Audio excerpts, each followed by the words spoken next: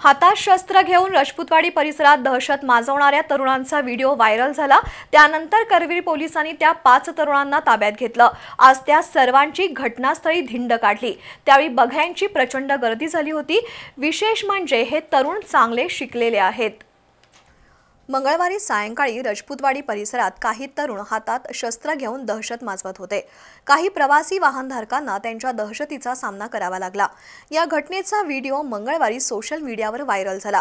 त्यानंतर करवीर पोलिसांनी दहशत माजवणाऱ्या उत्कर्ष जाधव, अभिषेक पिसाळ यांना ताब्यात घेतलं। त्यांच्याकडे चौकशी केल्यानंतर हर्षवर्धन सुतार, अनुराग उर्फ टेड्या निमन आणि प्रथमेश कांबळे यांची नावे निष्पन्न झाली।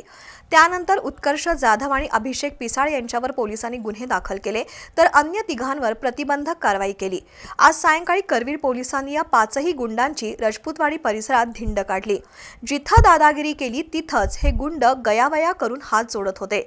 त्यामुळे पोलिसांच्या या कारवाईचं स्थानिक नागरिकांनी स्वागत केलंय।